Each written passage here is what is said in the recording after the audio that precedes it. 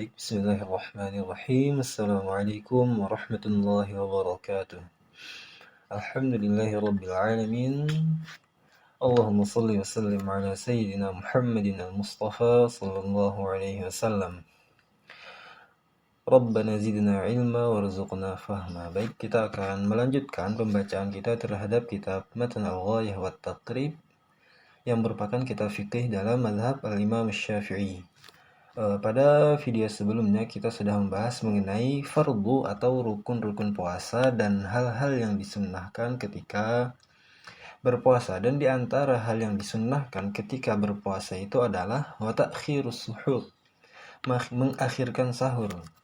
Nah, lantas ada sebuah cerita yang dari Anas bin Malik yang diriwayatkan oleh Imam Al-Bukhari dalam sahihnya, bahwasanya ketika itu Nabi Shallallahu Alaihi Wasallam sedang bersahur bersama dengan sahabat Zaid bin Sabit. Nah, kemudian sehabis sahur itu masih ada waktu senggang ya, baru kemudian beliau berdua itu sholat. Maka ada sahabat yang bertanya kepada Anas bin Malik, berapa lama sih jarak antara beliau berdua tadi selesai sahur kemudian sholat subuh? Nah, maka dijelaskan oleh Anas bin Malik bahwa rentang waktu antara selesainya sahur Nabi dengan waktu subuh itu qadru ma yaqra'ur rajul khamsina ayatan. Itu dalam takaran kira-kira sebanyak 50 ayat ya. Ketika seseorang membaca Al-Qur'an itu sepanjang 50 ayat. Ya, 50 ayat itu ya kurang lebih kayak membaca surah An-Nazi'at lah ya. 40 sekian ayat, 50 ayat. Itu kira-kira makan waktu kalau kita bacanya dengan kecepatan sedang ya, bukan sedang bacanya cepat atau terlalu pelan, kira-kira 5-10 menit selesai. Jadi antara selesainya sahur Nabi dengan waktu azan subuh itu sekitar 5-10 menitan lah ya, kurang lebih, ditakar sendiri aja itu nanti. Nah, jadi bukan juga sahur itu mepet-mepet dengan azan, ternyata tidak. Tapi waktu akhir, ketika Nabi selesai bersahur itu masih ada waktu 5-10 menit untuk azan subuh.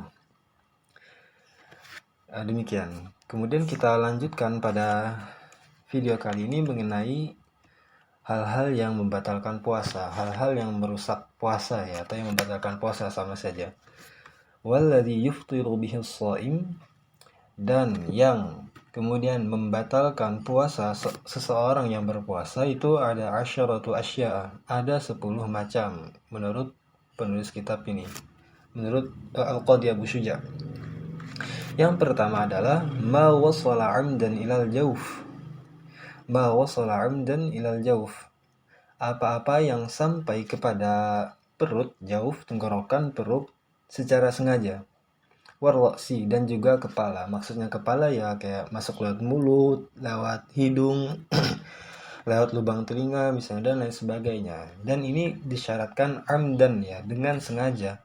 Artinya apa-apa yang masuk ke dalam perut atau ke dalam rongga di kepala secara tidak sengaja, maka itu tidak membatalkan puasa. Jika tidak sengaja ya, misalnya ada seorang, biasanya tuh misal di awal-awal Ramadan kadang kita kan masih kebawa vibes-nya sebelum puasa ya, siang makan ya biasa aja, pagi makan biasa aja, akhirnya ketika awal berpuasa suka lupa tuh, tahu-tahu makan aja pagi padahal lagi berpuasa. Nah, kalau tidak sengaja seperti itu atau lupa, maka tidak membatalkan puasa, karena tadi harus amdan ya, secara sengaja.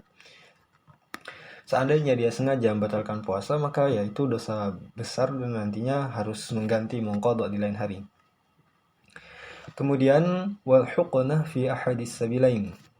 Huqnah itu artinya injeksi atau suntikan, fi ahadis sabilain, di antara salah satu dari dua jalur. Ya mungkin karena orang zaman dahulu kalau menyuntik itu ya, nyuntikkan obat atau apa ya lewat dua lubang itulah ya.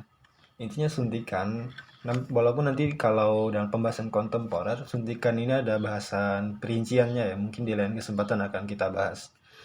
Kemudian selanjutnya wal qai'u amdan. Ini juga sudah dijelaskan dalam pembahasan mengenai faraid atau fardu wajib atau rukun-rukunnya puasa, yaitu muntah ya.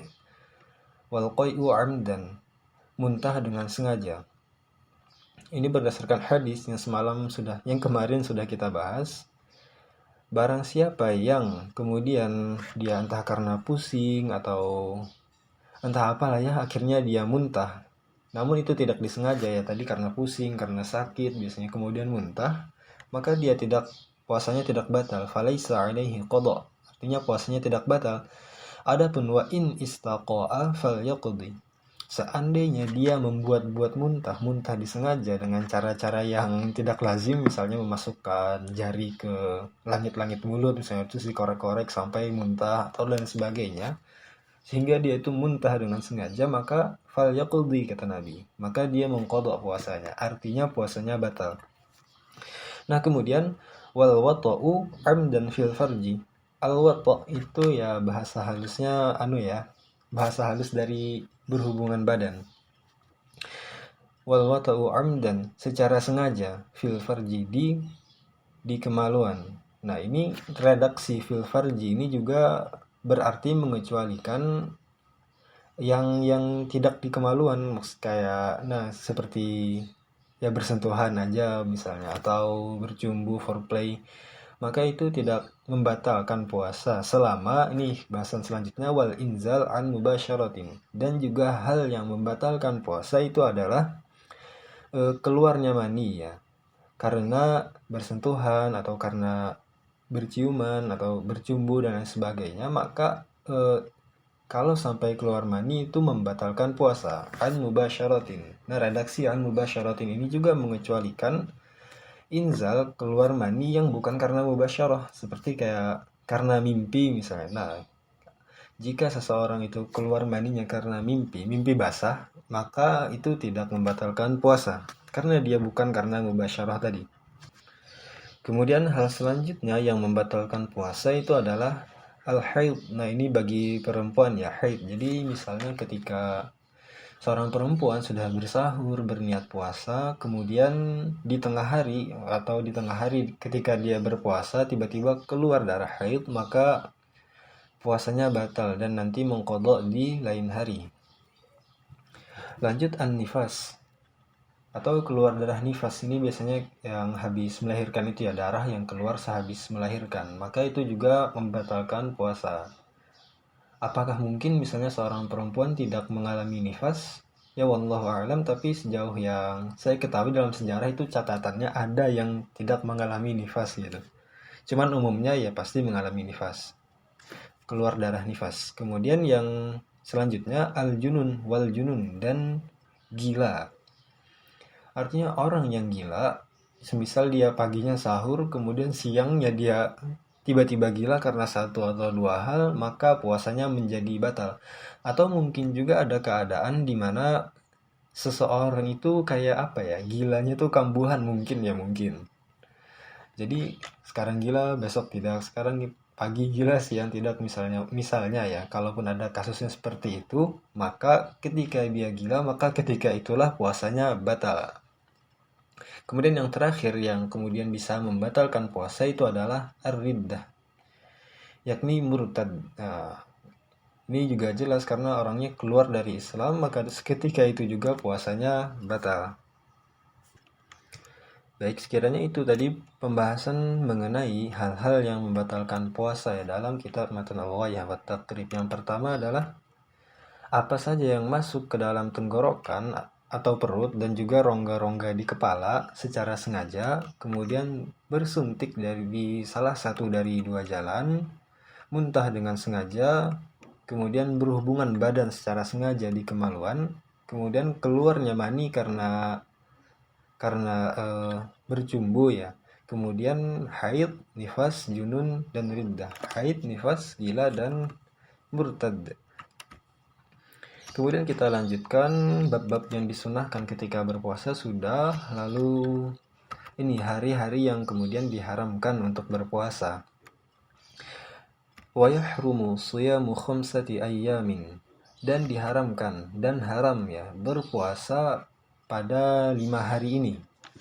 Yang pertama itu adalah al-Idan. Al-Idan, dua hari raya, yaitu Idul Adha sama Idul Fitri ya, Idul Fitri sama Idul Adha. Ini berdasarkan hadis dari riwayat Imam Muslim dari Abu Hurairah radhiyallahu anhu bahwasanya Rasulullah itu melarang. Anna Rasulullah sallallahu alaihi wasallam naha an siyami yaumaini. Rasulullah sallallahu alaihi wasallam itu melarang berpuasa pada 2 hari ini, yaitu yaumil adha, pada hari Idul Adha, wa yaumil fitr, dan hari Idul Fitr. Nah, ini juga diriwayatkan oleh Imam Al-Bukhari dari Abi Sa'id radhiyallahu anhu. Itu 2 hari yang pertama. Kemudian selanjutnya adalah wa ayyamut tasyriqis salasah, yaitu hari tasyrik.